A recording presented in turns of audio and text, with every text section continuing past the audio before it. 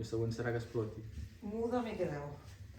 Al principi de veure com en Xirina es posiciona la política Com la vida amb porta. les potes, no? Muda me he quedado. Exacte, Però gràcies. clar, és anar molt enrere. Bueno, segurament ho faré més curt, però... comunitat.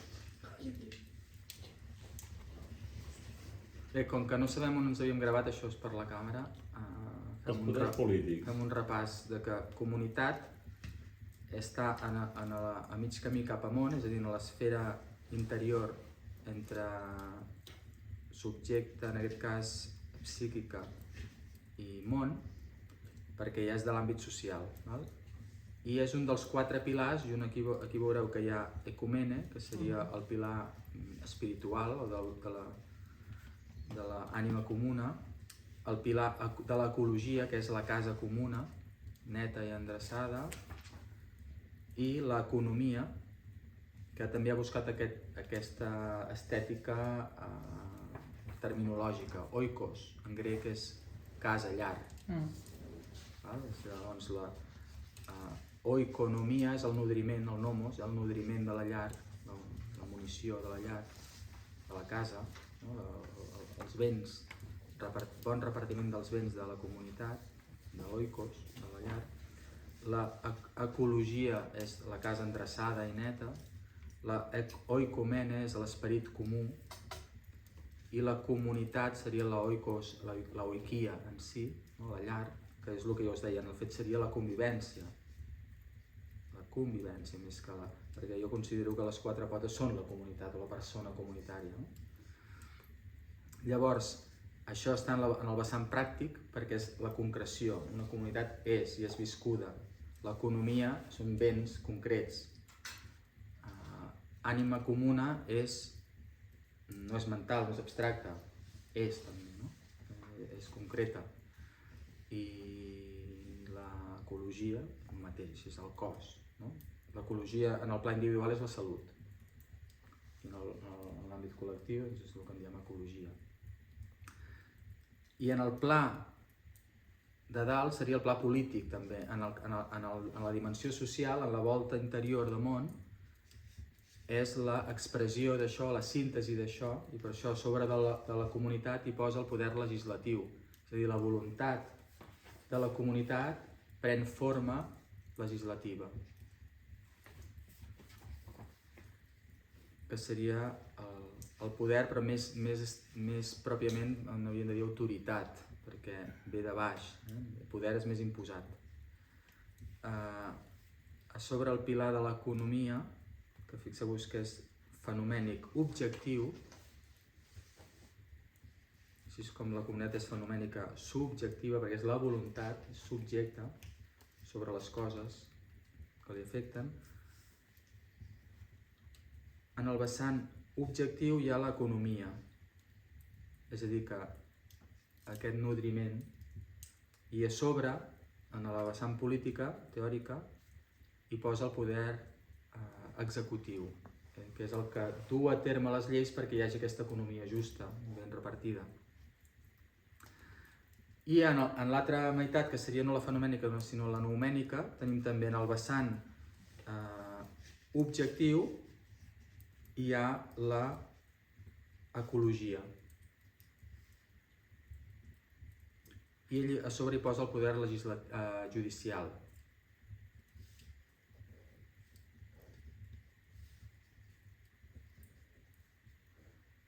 I en el vessant transcendent subjectiu hi hauria l'autoritat espiritual, no? Els referents del poble, els testimonis, no? Aquesta autoritat de savis, de bon criteri, i aquí hi posa l'autoritat espiritual. Bueno, això ara he fet una avançadeta, però per també donar visions de conjunt, no només de caselles. Ara estàvem, però, en la dimensió comunitària, aquí, com que estem en el subjecte, en la dimensió mundana, que és una de les dues que tractem en aquest taller, la mundana i la plàsmica, no? Doncs en la mundana, la més social, aquí és on també hi toca tot el tema de l'autodeterminació dels pobles. la voluntat col·lectiva dels pobles. Llavors aquesta voluntat ara se'n diu democràcia quan ja tothom diu que no ho és, però bueno, és una primera aproximació pel fet de que era el poble, no, de fet no el poble, els individus, perquè no és el poble que parla, no és una persona col·lectiva, sinó que es consulta a individus a través del vot per escollir uns representants que en el fons no són representants, són delegats que fan el que els hi rota durant 4 anys, perquè els programes ningú els coneix, la major part no es compleixen, no es passa comptes, i per tant en el fons és un xec en blanc dels representants polítics. Per tant és una pseudodemocràcia. Demos, poble, gràcia, força. Aquí el poble no té cap força. Com a molt, ens atrevim de tant en tant a manifestar-nos, que és com el nen que fa nye, nye, però ja està. No... Hi ha turbulències a vegades, no? Ara estan reunits en aquesta cimera pel canvi climàtic a Egipte i com a molt s'ha aconseguit salvar tots els murs de policies, de prohibicions, de manifestacions i tal, i alguns es van a manifestar allà. Clar, quan tu mires des de la perspectiva mundana jo no ho puc evitar, penso, hòstia, encara som infants. Dic, sort d'aquests herois i heroïnes, sort, ole, gràcies, perquè esteu allà dient, això és una vergonya que esteu fotent. Però penso, com estem encara de primitius, que aquests tios estan allà en un búnquer blindats amb 10 fileres de policies, de murs i de tot, protegits que ningú hi arribi, ningú els interpel·li. Ells, aquells 50 o 100, només igual els que siguin, van decidint el destí de la humanitat, de les noves generacions i de la resta d'espècies que tenen tant valor com la nostra. Aquells 100. I tota la resta dels 7 o 8.000 milions quan som ara, 8.000 milions. doncs tots 8.000 milions menys 100, el màxim que sabem fer és o mirar una mica algun titular de les notícies i dir què faran, o els més concernits estan allà jugant-se al tipus, molts els han empresonat, etc. per dir no teniu vergonya, per què no atureu aquest canvi climàtic, menys bla bla bla i més fets. Dius, molt bé, ole. Però, hòstia, no us n'adoneu que encara estem infantilitzats per uns que a més ens volen mantenir infants perquè així es manen? Però en lloc d'estar aquí, per què no creem ja una estructura de decisió vinculant? Diem, gràcies, s'ha acabat, a partir d'ara, és que no en sabem com es fa. Bueno, doncs prova-ho, cony, provem-ho. O mira què s'ha fet. Jo abans de ficar-me amb tot això, quan en Xirinacs va proposar les assemblees, vaig estar 3 anys fent experiments com vaig poder, com vaig saber, en municipis, entre ells a Sitges, i a Cardedeu i a altres nivells, a provar si això de la democràcia deliberativa multinivell funcionava, i funciona de meravella, amb els seus defectes, amb els seus riscos, perquè al final hi ha persones i som les persones que hem d'aprendre a decidir i a buscar el consens, però amb el clima adequat, amb les pautes adequades, amb les dimensions d'assemblees petites adequades, això funciona amb una agilitat increïble. I quan la gent ja ho ha provat, ja no ho dubta. A priori diem, això és molt difícil, serà molt lent, la gent no ens entenem per res, les reunions d'escala són un martiri... Molt bé, sí, però ho hem provat, heu mirat què s'ha fet. Veurem que en grans temes d'interès general el consens és molt més fàcil del que ens imaginem. I que a través de portaveus de confiança escollits per la gent, que no són càrrecs nomenats per dalt ni de partit ni de res, això es transmet amb una fidelitat més que satisfactòria. Per tant, algun dia o altre ens hi haurem de posar i deixar de culpar els polítics, sempre enfocant en fora. Jo sempre dic, per què no canviem el focus i diem el problema el tenim aquests 8.999.900 persones que deixem que aquests 100, o que de fet són més, i potser són 10.000 poderosos del món, s'ho estan rifant tot. O no?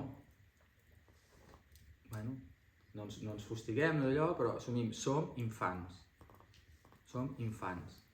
Que com a molt, els més abrandats ens tirem a l'activisme perquè anem a salvar el món com a activistes. No, gràcies per denunciar, però la solució està clara, d'activisme fa dècades que n'hi ha i és pixar-se al mar. no ho serveix.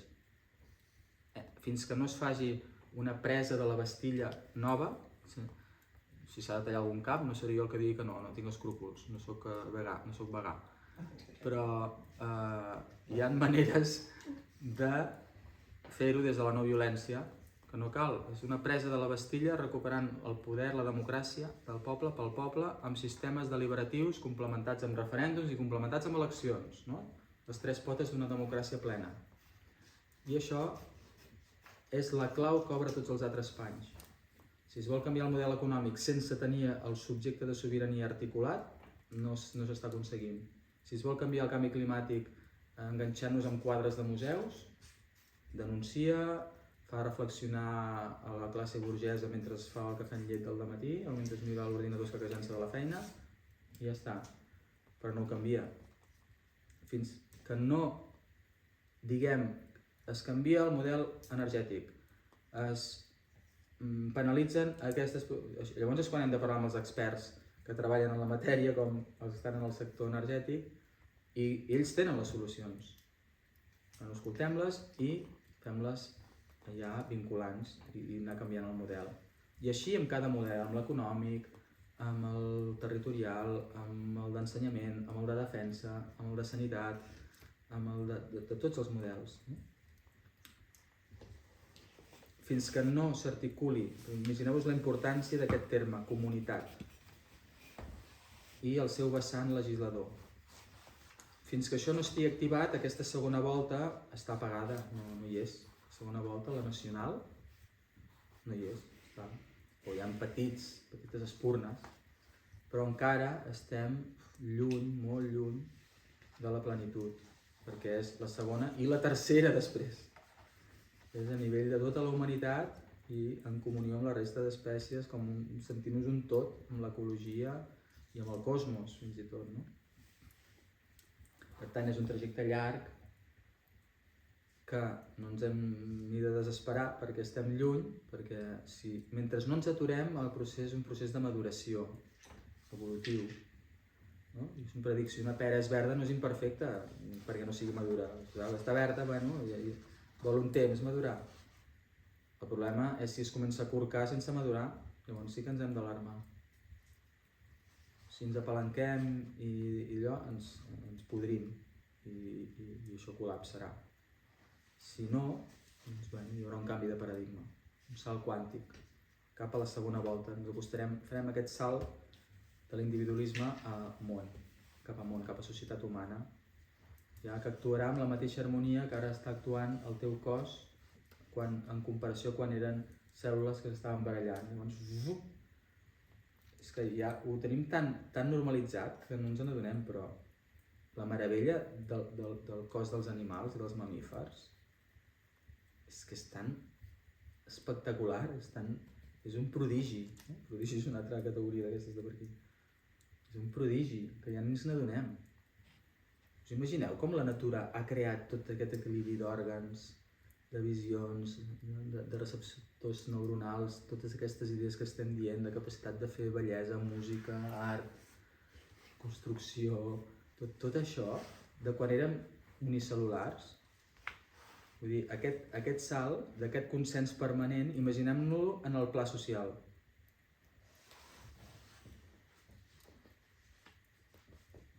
Ens costa d'imaginar-hi tot, no? Sí. Doncs anem-ho visualitzant perquè diuen que visualitzar va creant realitat. Però l'univers està empenyent cap aquí. Aquesta força misteriosa que empenya el plasma, que segurament aquí es parla que és el no human, no, també, o de fet és pròpiament el plasma el que té aquesta empenta d'anar cap amunt, doncs ens va empenyent. Nosaltres hem d'anar fent la nostra part, de deixar-nos fer sense por.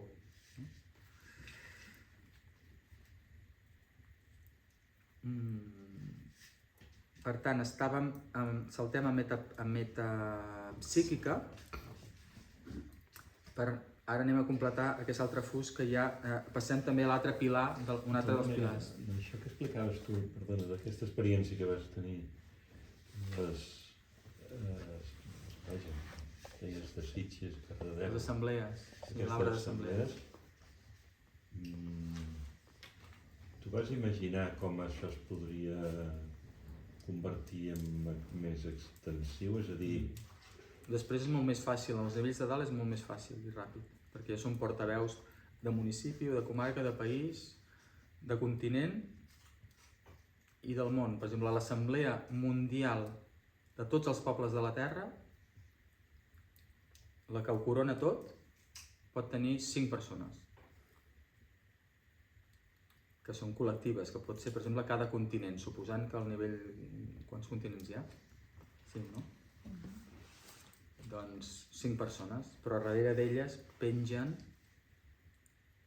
doncs, en cada continent a les nacions que hi hagi i dintre de cada nació les seves regions o vegueries o països dintre de la nació fins a les comarques, els municipis, els barris i les llars, no?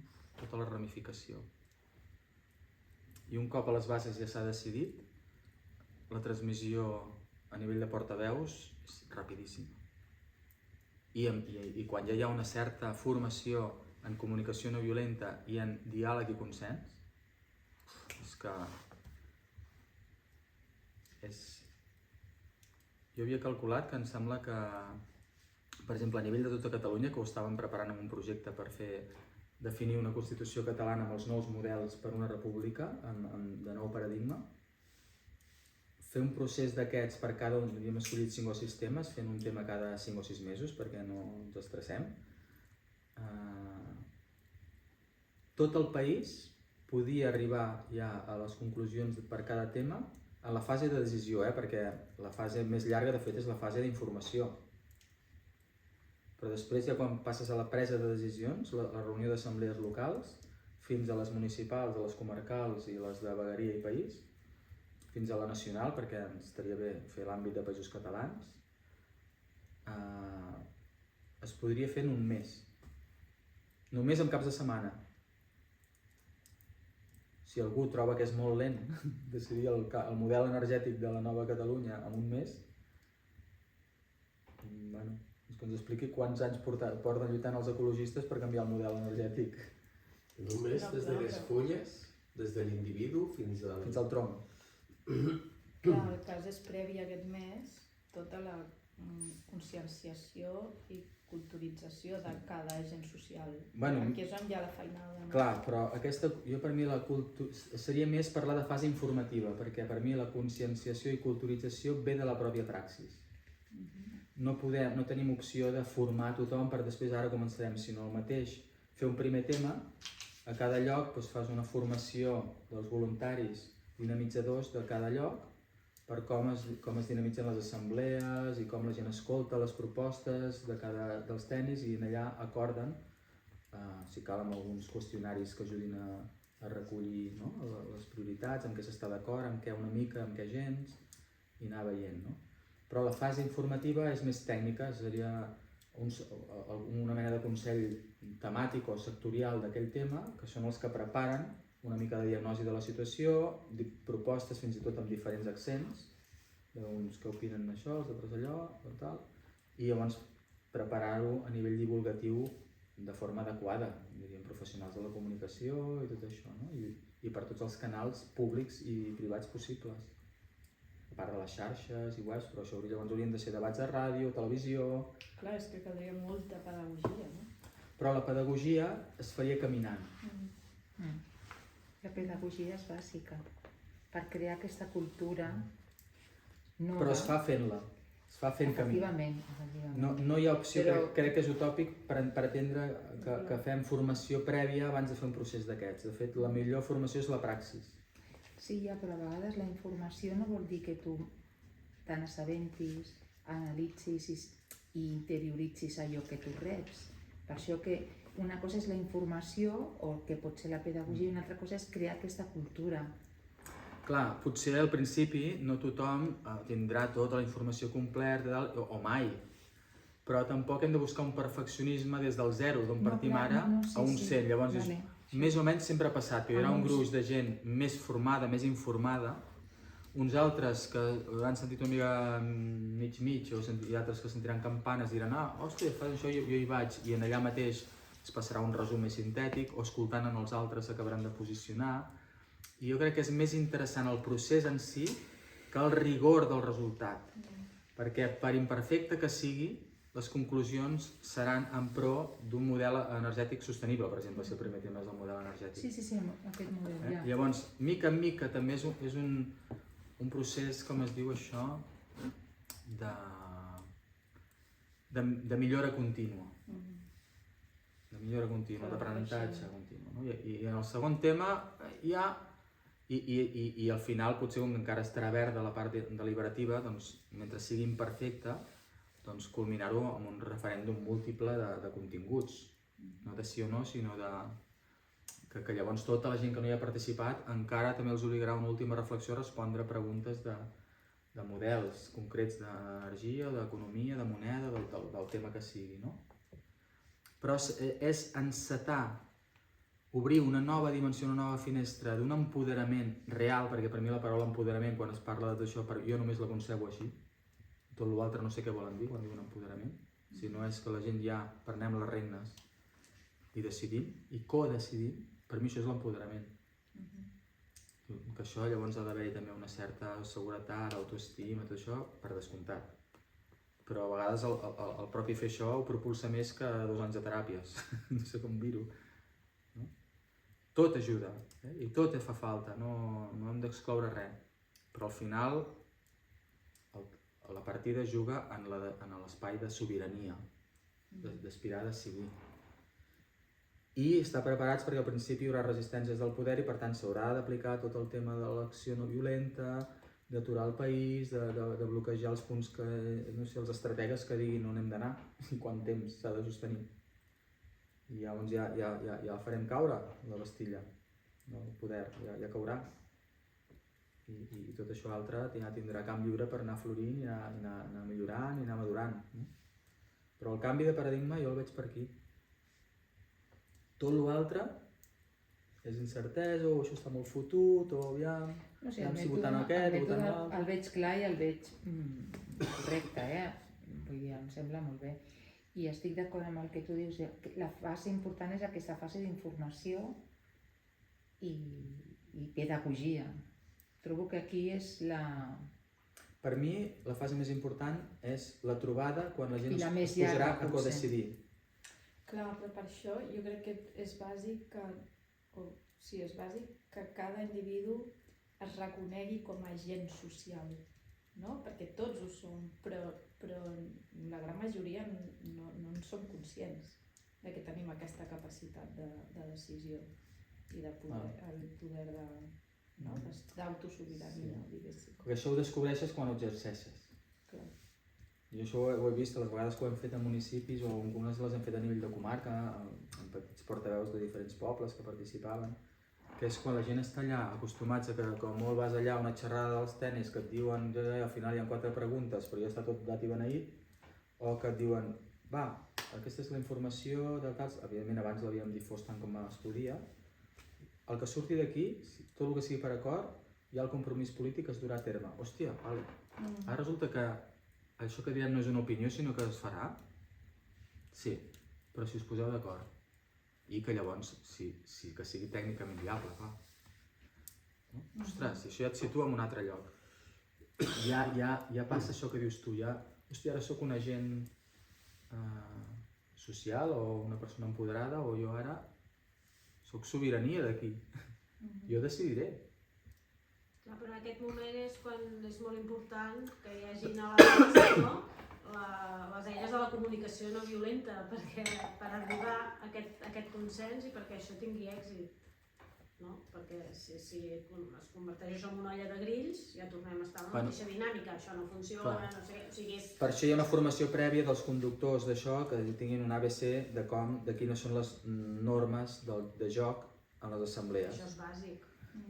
Sí. Que funcioni. Nosaltres llegíem el procediment, els principis del consens, assumir que no es vota, assumir que s'integra el que s'ha dit abans, que es busca el bé comú per damunt del particular, que no es recrimina ni es jutja ningú per el que digui, tota una sèrie de coses que tothom, quan diu esteu d'acord en funcionar així, és que tothom, sí, que tothom en té unes ganes de funcionar així, tenim unes ganes, no veiem qui guanya, qui té la raó i qui critica, i això és que en el fons encara que ho fem, perquè és l'únic que hem vist que es fa, estem fins als nassos d'això. Bueno, fins i tot en la fase informativa, també, no? La gent que informa també ha d'estar preparada des d'aquesta comunicació no violenta, perquè des dels mitjans informatius també hi ha molta comunicació violenta, no? Encara que sigui amb un propòsit bo, però aquí també és important que tothom se senti respectat, que tothom se senti inclòs, que tothom se senti...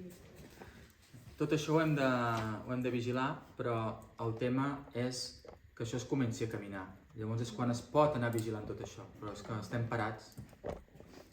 Tots aquests pros i pors que tenim sorgiran, però fins que no ens posem a caminar, això està parat.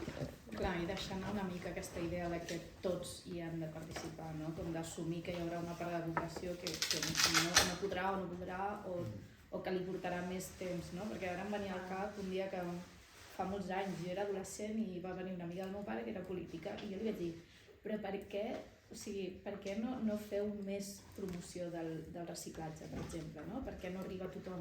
I em deia, és que Núria, tu te'n vas a un poblet petit, per dir, d'Andalusia, una dona que té una família monoparental, que està ella sola amb 4 fills, que no arriba a final de mes, que té 3 feines, que treballa nit i dia. Tu penses que a aquesta persona li interessa reciclar, anar-se'n a separar? Bueno, doncs s'ha d'assumir...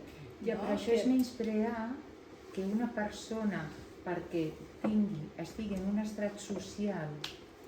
No, és que aquest objecte... No, o sigui, el tema del reciclatge, per exemple, és totalment transversal. No té a veure...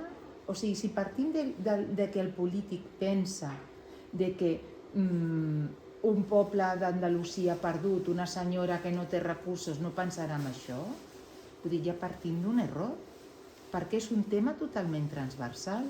Una persona que té molts diners i que té molt d'això pensa, també pot pensar mala fot. Vull dir, trobo que si veiem que un polític ja parteix des d'un posicionament que està amb un prejudici brutal, doncs aquest polític molt malament. Perquè potser aquesta persona que viu en un poble que està més en contacte amb la natura i amb les fonts naturals, pot veure molt necessari dintre del seu entorn cuidar aquest entorn natural que té, que no pas una persona que està en una ciutat molt ben situada i que pensa, ja s'ho farà l'alcalde. No sé, trobo que clar, aquestes excuses ja no valen. No, crec jo, ja no valen. Veig la part del prejudici, jo ho entenc més com un tema de fins on arriba una persona amb els seus recursos, és a dir, si tens una emergència a la que has de dedicar la teva atenció i els teus recursos i que és alimentar els teus fills, probablement la poca energia que li quedin a aquesta dona invertir en això més que en altres temes que potser li quedin com més llunyans. Però estic d'acord en que potser ha quedat una mica com prejudici, no? Sí, no sé. Però veig la part aquesta, no? D'assumir que hi haurà una part de la població... Exacte, sí, per això que... Jo crec que també quan es vagi sanejant la societat, sobretot hi ha una gran opressió econòmica que trinxa les persones i ja la invaliden per tots els altres camps. I els trinxen a nivell psicològic, a nivell de disponibilitat, a nivell de desesperació, a molts nivells que ja es genera un bloqueig. Això passa. I moltes vegades l'arrel és econòmica. Sí. Per tant, és veritat que de moment aquesta transformació començarà per la part no tan trinxada. S'ha d'intentar igualar això, o facilitar... Per això la proposta és començar des de baix, perquè sempre... Tot el que és esperar que ho facin els altres ho estem traient fora del nostre abast. No, clar. Llavors, anem a fer el que està a la nostra mà. Hi ha un altre factor també, d'acord, hi ha gent que no té una hora al dia per altra cosa que és cuidar la seva família, la seva feina, les coses més bàsiques. Però hi ha, i això està clar, moltíssima gent que es passa moltes hores enganxada del mòbil, enganxada abans de la tele, o sigui, la quantitat d'hores que fem servir amb coses que no tenen cap productivitat cap a la comunitat, sí, el problema també és de cultura, és a dir, la gent diu, primer, és molt difícil que ens entenguem, no? El primer exemple que et posa és, mira la meva comunitat de propietaris. No, això és un La nostra, un per clàssic. exemple. La nostra, per exemple. L'altre, és molt difícil que la gent s'entengui, no? Hi ha aquests mites. Per tant, Bueno, això, perquè és agafa- la inèrcia d'on venim i és veritat. Però això és una cultura adquirida, és com la cultura de la violència, no? Això només s'acaba a hòsties. Una frase també adquirida, no? Llavors, Però jo en aquests els dic, mira, a Sitges van participar 800 persones, no, 800 llars, que era gairebé un 10% de la població, amb una mitjana de 2 persones i mitja o 3 per llar.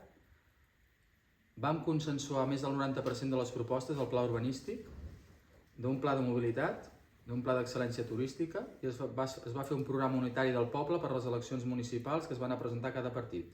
Per tant, tot això que diuen és veritat amb els esquemes vells.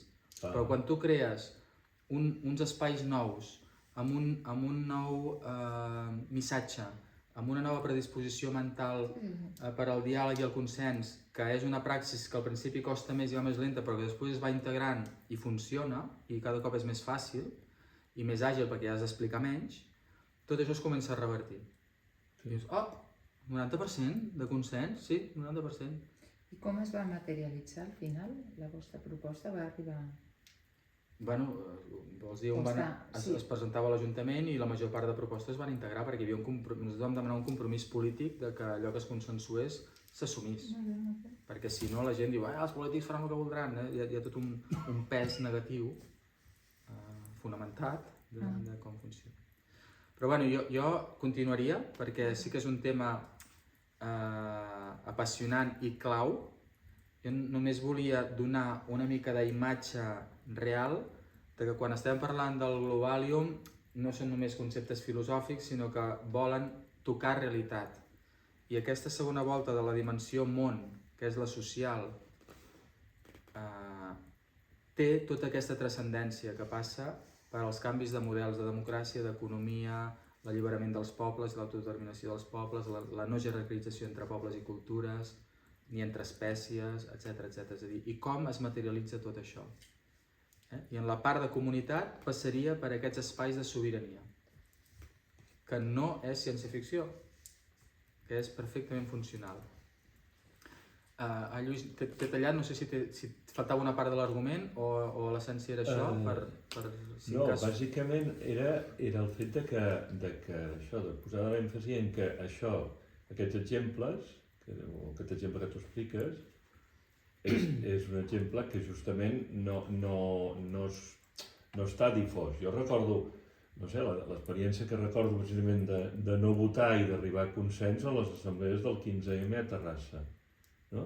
Que es posava en pràctica precisament això, el no votar, no? I com prendre decisions sense votar, sense allò de comptar els vots, no?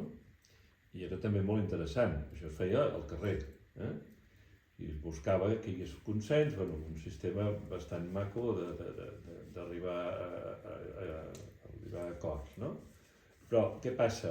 Justament això no forma part d'allò adquirit, això volia dir, no? Sinó que sembla que bé, va passar això i està allà, però el que ens ve com quasi impossible de canviar, o sigui, és un missatge molt fort des del punt de vista que el sistema transmet aquest missatge, no? Això no ho podràs canviar mai perquè a més no ens podrem arribar a entendre i perquè a més no podrem d'això i perquè no vulguis fer, o sigui, la manera aquella que es parla de les assemblees, no? Que vols decidir les coses en assemblea, això és absurd, no? És impossible. Avui tècnicament és possible, tu mateix expliques la teva experiència i justament jo crec que toca les regles del joc. Si són petites les assemblees és viable, si són grans és matar-ho. El problema és com enfrontes aquesta toma de la Bastilla. La toma de la Bastilla, a partir de quina manera col·lapses aquest sistema? O el poses en marxa l'altre per sobre de l'existent? I aquest com és un tema que a mi especialment em preocupa molt donar-hi resposta, no? I tu has posat la paraula toma de la Bastilla com a mite, no? Però, Aquest com revertir el sistema democràtic o el model és un assaig i error, assaig i encert, que per mi va començar amb la plantada en Xirinacs al Pla Sant Jaume l'1 de gener del 2000. Alguns vam tomar el relleu d'això, vam anar experimentant, vam fer aquests experiments municipals, comarcals, alguns inclús vam tractar temes de nivell del Principat, de Catalunya, de país, i vam anar portant un programa del poble en els partits polítics que es presentaven, ens van rebre al Parlament. Clar, eren preassemblees i no hi havia totes les comarques representades, però ja n'hi havia unes quantes que s'havien adherit al moviment en Xirinacs, i jo intentava, bueno, aquí hem de donar-li contingut perquè en abstracte la gent veiem que està perduda, com ho fem? Va, anem provant-ho així, anem provant-ho així. Vam fer un experiment també a nivell de països catalans sobre la Constitució Europea, que era l'any que es votava. I també vam fer unes certes reflexions, en xerrades, amb l'Arcadi Oliveres també, amb altra gent, i llavors les preassemblees, sobretot del Principat, però algunes que hi havia també al País Valencià, crec que bàsicament, no sé si alguna a Catalunya Nord, si també hi havia Catalunya Nord, i no sé si hi havia a les Illes, crec que no n'hi havia. Però vam fer també una mica de cosa més embastada a nivell nacional de països catalans i també vam portar aquests resultats, els vam difondre perquè la gent ho tingués en compte, o no sé si vam fer-ho arribar als polítics també. Llavors va haver-hi la votació. Tot això ha anat evolucionant, llavors va culminar per mi amb la Marxa Som, que vam fer llavors després de 3 anys d'aquests laboratoris més intensius, jo vaig dir prou, fins aquí, estava ja carbonitzat, i em vaig anar a fer el camí de Sant Jaume i després va venir la inspiració de fer el camí dels països catalans. I bueno, fem-ho a través d'una ruta que vagi també vertebrant els pobles de comarca en comarca a través de l'excusa d'un camí, però que quedin nuclis de gent perquè aquest camí pugui servir per fer un dia una marxa, ja que no tenim televisions, ni escoles, ni mitjans de comunicació ni res, ens tenim a nosaltres, tenim el territori, doncs anem a crear primer la ruta, l'artèria, amb alguns ja contactes en el territori, i després això pugui servir per portar missatges caminant de poble en poble. I això, que va començar l'any 2003, pensava que seria més ràpid, però fins al 2016 no vam poder-ho culminar i vam fer la Marxa Som, que està documentat. Tota l'experiència va ser molt rica, evidentment no va ser multitudinària perquè són coses de llavor, són coses noves, però bueno, van participar més de 1.000 persones entre una cosa i l'altra, i vam també portar els resultats al Parlament, als diferents grups, i ens va rebre la presidenta també, la Carme Forcadell, que es deia la Marxa Som, i està documentada amb les fotos, amb les assemblees de les places dels pobles, amb un tema. El tema era quin model de democràcia volem per la República Catalana. I tota aquesta reflexió democràtica que estem fent ara aquí, però una mica més ja posada amb rigor comunicatiu, per dir-ho així, no? I a continuació d'aquí la idea era fer un nou assaig que diversos factors ara l'han deixat en stand-by, però que està tot preparat i tot a punt, seria un nou intent, que és la iniciativa Som Poble i Decidim, que la web és sompopleidecidim.cat, i allà la proposta era agafar ja temes concrets, 4 o 5, aquests que hem dit, per exemple el model de clima, el tema de l'habitatge, el tema del gènere, i crec que el tema de l'economia social i la moneda i això, que aquest és clau també, és més complex, però és fonamental perquè arreglant l'economia alliberem moltes coses.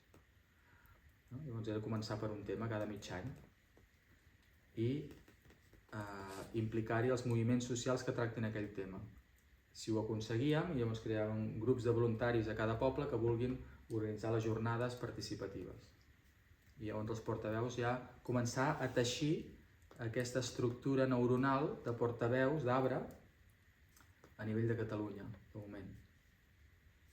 I si això va quallant i es va tastant aquest empoderament, vinga, anem pel segon tema i mirar de que a poc el ressò vagi creixent en espiral també.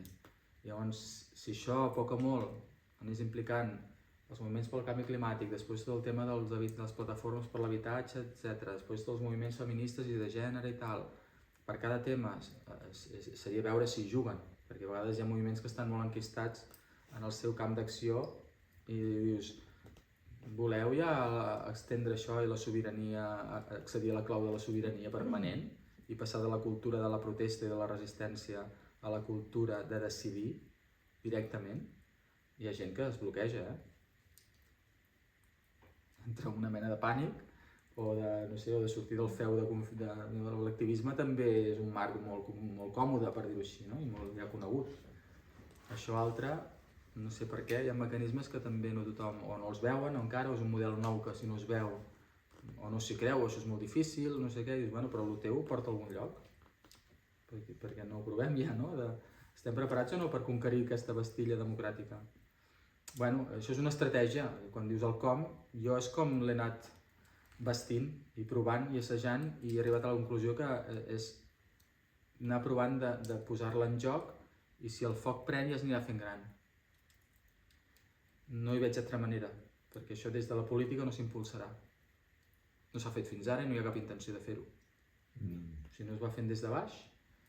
I després això, jo en deia l'estratègia 1, 2, 3. La 1, crear aquests espais deliberatius que creen aquesta estructura social al territori, que de fet és l'exèrcit no violent i democràtic.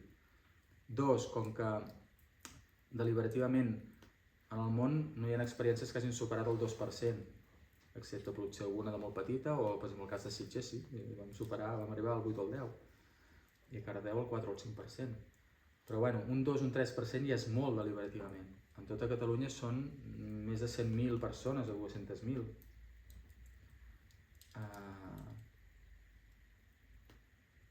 Sí, bé, no? Més o menys, bueno, depèn del percentatge que arribis. Després, reblar-ho en un multireferèndum que pugui superar el de l'1 d'octubre, que ja no és només un sí-no, sinó això són les propostes concretes pel país que t'afecten a la teva vida. A nivell energètic, a nivell tal, d'habitatge, a nivell tal. Si es va creant un ressò comunicatiu, podríem aspirar a que fos una participació prou alta, aquest multireferèndum. I el pas 3, si tot això agafa un ressò, un cost suficient, ningú ens evitaria les mobilitzacions. El del 3 d'octubre, però a l'engròs i sostingut. Allò va ser un assaig molt interessant, n'hem après molt, però llavors bé vindria l'hora de la veritat, no? Jo la veig per aquí, més que tornar a votar si independència sí o no, i si es guanya tindrem uns polítics, evidentment jo firmo un estat català abans que el que tenim ara, perquè vulguis o no és més proper, té un altre tarannà i seria segur 1000 vegades millor que el que tenim ara, però continuaria sent amb el vell paradigma, el vell model democràtic, representatiu. Clar, jo no em conformo, vull dir, si no hi ha més remei, tinguem-lo i ja continuarem treballant per l'altre, però ostres... Perquè sigui una cosa perpètua, per perpetuar el que ja teníem abans... Continuar el model... Sí, seria una llàstima, El model és el mateix. Si s'ha de canviar ja es comença i es canvia tot. Però prepareu sabates noves, no? Exacte. Bueno, tot això és un debat, jo si voleu el tallaré aquí, però dic per fer global, jo no dic per vosaltres, perquè aquest punt ens porta molt enllà, ja veieu que cada finestra d'aquestes és molt fonda. I aquí només és per dir, ara el discurs queda inacabat, podíem parlar-ne tota la nit i tot demà, però seguim amb un altre fus, és perquè també veieu que tot això aquí també ens orienta, o ens col·loca. I aquest és un dels pilars, comunitat, és a dir, si no hi ha subjecte col·lectiu, no hi ha voluntat popular i llavors no hi ha força articulada i no hi ha tot l'altre, és una cadena.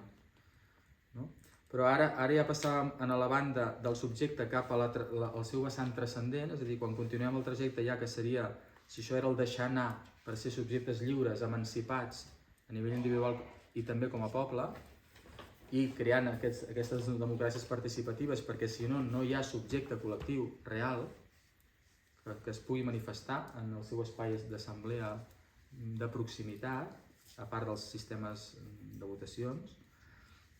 A partir d'aquí entraríem en la fase del deixar-se fondre. Ara ja toquem, la lluna va tombant cap a la transcendència. Va agafant ja aquest gir que seria a mig camí entre el subjecte i el no humà. Això, la tradició del camí a la plenitud d'en Xirinacs seria la mística. Nosaltres en diem aquest deixar-se fondre. Perquè és allò que diuen, realment l'univers t'atrau i per absorbir-te, per fondre's, per menjar-te, per devorar-te, no? Però si tu et deixes.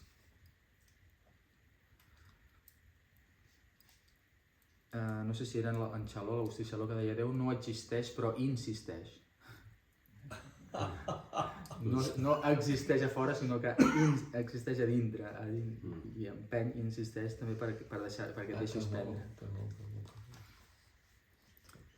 Això ja va amb l'experiència de cadascú, però moltes experiències podem coincidir que és evident, que dit d'una manera o d'una altra, però és així, no? Hi ha aquest misteri que tot ho penetra, no? Aquí tenim la metapsíquica, que vèiem, com vam fer el model menor, que seria tot el territori de les ànimes, el que en diem allò, aquell misteri que anima tot ésser viu. Tot el terreny de la sacralitat, la fecundació entre esprits, i és la font també de la intel·ligència i de la llibertat, és a dir, seria el que alimenta també el subjecte des d'aquesta llum, des d'aquest focus. Seria tot el terreny de l'espiritual, de lo esotèric, de lo subtil, seria tota aquesta franja que encara no és no-human, no és el tot, on hi ha la no dualitat, i tampoc és el subjecte ja diferenciat, sinó que és l'essència del subjecte, per dir-ho així. És tot el terreny encara de les ànimes en plural, individuals o col·lectives. A la metapsíquica veiem que la seva base plàsmica és la letargia. És un terme interessantíssim en un món d'hiperactivitat com el nostre que vivim i com el d'alguns de nosaltres, entre els quals un servidor, n'hem patit les conseqüències de la falta de letargia per estar massa abocats al geni, que és la versió mundana, que està al costat, segurament, si no m'equivoco, de la intenció del subjecte. El subjecte pot ser genial o no, depèn de si està més fecundat o inspirat per aquesta transcendència, si ets més canal o no ets canal. Per tant, fixeu-vos que què diu la letargia?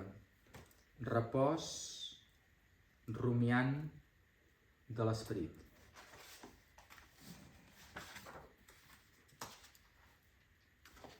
Repòs rumiant de l'esperit. Jo us volia llegir un fragment que a mi m'ha tocat molt abans quan feia els resums, que també m'ha costat, aquest em costava perquè a vegades tu resumeix molt bé la definició, però a vegades només et comença a parlar dels seus voltants i si mira cap aquí és això, si mira cap allà és allò, dius, vale, però... I el resum, quin seria, no? Geni...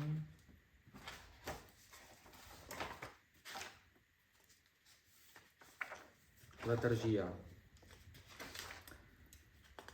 Alguna frase que inspiri la importància d'això, que en aquest món pobreta la tenim bastant negada, o ens sentim culpables si estem massa en letargia, que és com una mort aparent des de fora, que no estàs sent productiu, que no estàs fotent res, estàs perdent el temps, que ets un paràsit. Tot això sembla que dius, no, perdona, una cosa és ser un trasto o un gandul crònic, o una persona amb l'energia bloquejada, a estar en fase de letargia, que és essencial perquè pugui sortir un geni realment brillant i sostingut en el temps, que no s'autoimmoli, no?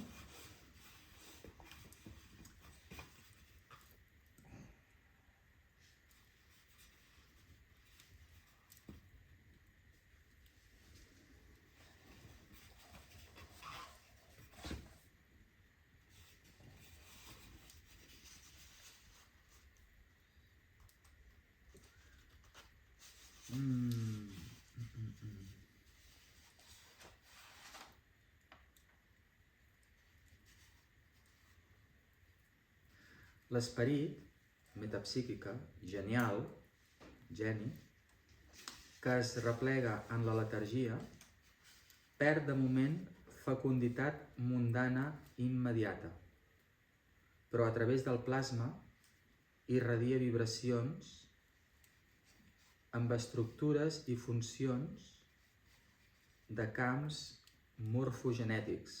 Toma ja, també ho tio. O sigui, irradia vibracions a l'univers. Arriba al món, però per darrere. O sigui, la letargia, segons diu, també fa una feina, encara que no es vegi.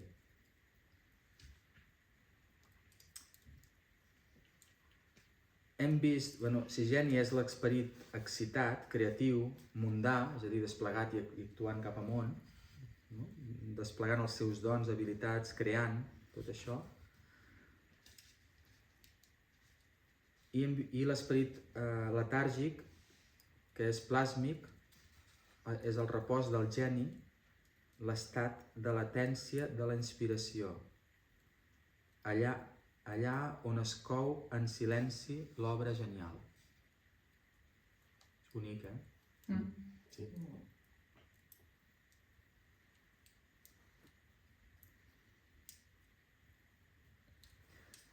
I fixa't aquí, inclús ho tracta, diu, ara veiem amb una dimensió perpendicular a l'anterior les dues felicitats.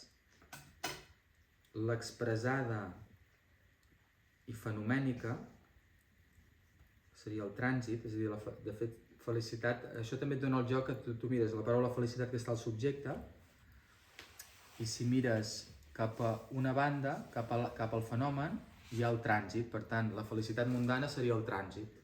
El trànsit també té un cert grau de felicitat, eh?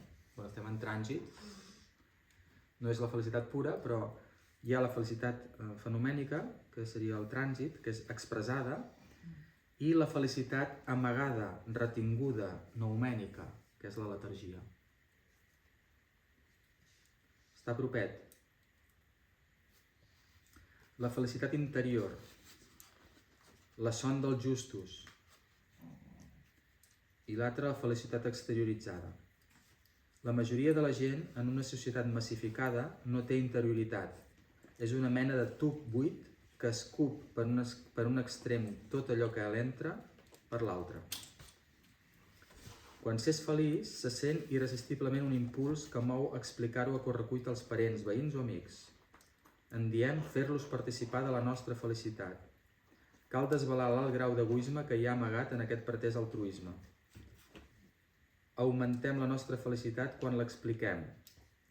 Sovint ni tan solament farem esment del grau de receptivitat que té l'interlocutor ocasional i si li servirà de res. Hi ha el camí oposat. Daniel, impactat per les revelacions rebudes, exclama: a mi, Daniel, em van alarmar molt els meus pensaments. Vaig perdre els colors de la cara i vaig guardar aquestes coses en el meu cor.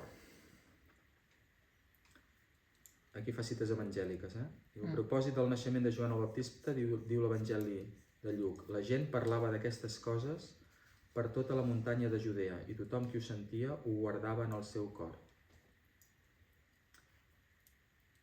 Guardar, conservar en el cor. En aquesta direcció letàrgica, la felicitat mena de dret al noumen, al cor de l'univers, on es guarda tot i d'on surt tota la creació ben conjuntada, organitzada i afinada per al millor funcionament d'aquest món.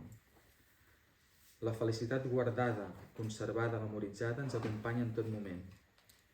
Enmig de les dificultats de la vida cal mantenir al centre d'un mateix un nucli inquebrantable de felicitat. És el convit permanent, al cim de la muntanya de la perfecció de Joan de la Creu. Alimentes el món sencer amb la felicitat guardada, que és la letargia, a través de les seves arrels invisibles, perquè t'has privat de la felicitat immediata de la comunicació directa de la felicitat a través de les seves fulles externes visibles. És allò que diu, que a vegades tot el que dius ho perds per la boca, no? A vegades saber-ho contenir a dintre. Però tu creus que quan ho comparteixes no augmenta aquesta felicitat? Quan comparteixes? Quan la comparteixes. Depèn. Però si tu quedes tu sol... Depèn. Aquí diu que està bé jugar amb les dues coses. Saber escoltar i saber retenir en algun moment també té molta gràcia. No es tracta de prohibir res, cadascú farà el que sentirà, però sí que només estar sempre explicant. Ell diu també explorar aquest altre camí interior que també arriba a tot l'univers des del silenci és també donar pulsació a la nostra dimensió noumènica. Com no frena també, no? Com frenar aquesta felicitat. A mi m'ha agradat quan diu la son dels justos. M'ha agradat molt això. Per què? No ho sé, però m'ha arribat. Sí, a mi també. No sabem què vol dir, però sona molt bé. Bueno, ho intueixo el que vol dir. Passa que no sabria explicar-ho.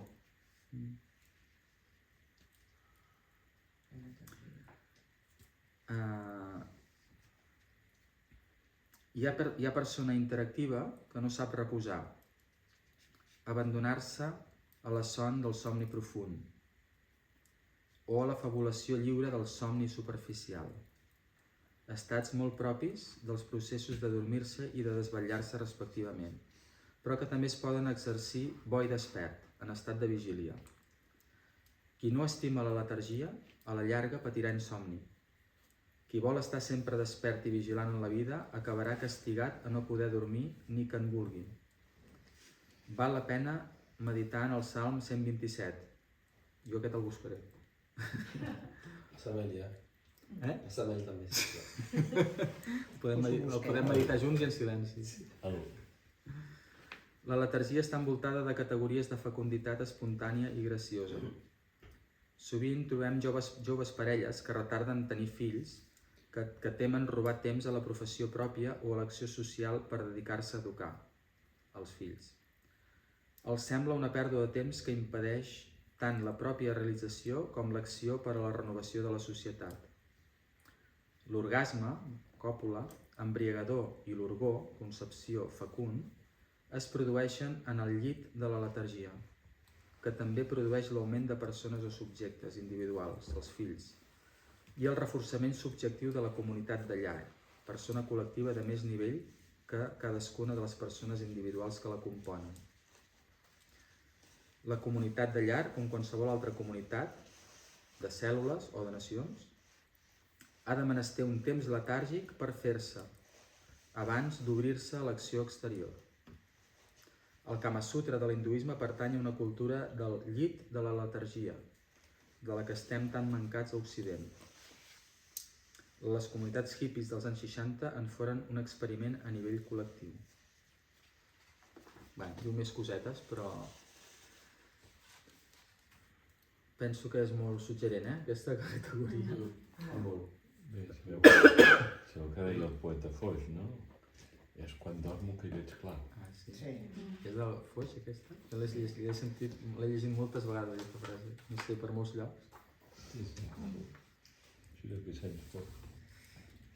Foix que intuïa de la letargia. És que això és saviesa popular, clar, és que ell no Voy sap a què recollir. consultarlo con la almohada, que diu. Sí, la saviesa popular és que Ja, una passada. sí, també.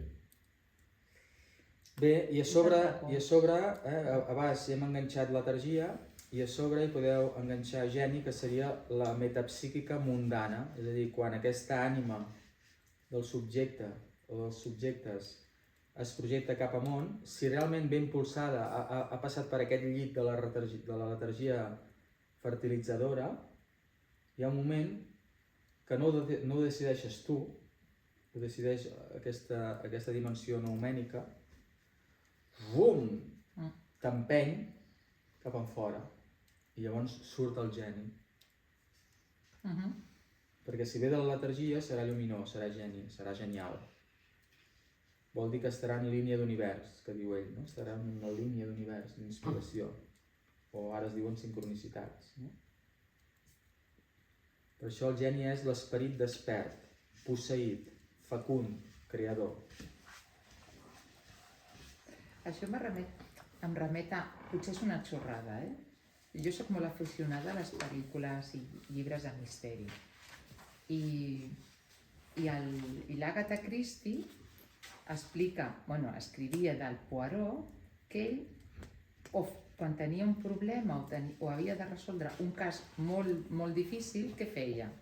Es prenia la seva tisana o feia una migdiada i de cop i volta, que ell deia voy a reposar mis células grises, doncs que de cop i volta el que feia la genialitat de saber qui era l'assassí, no?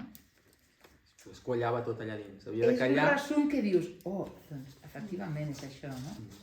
Deixes reposar, interioritzes, Bueno, medites... no us passa que moltes de les grans inspiracions i idees que teniu és quan esteu al llit, quan esteu a punt de dormir o us desperteu a mitjanit i...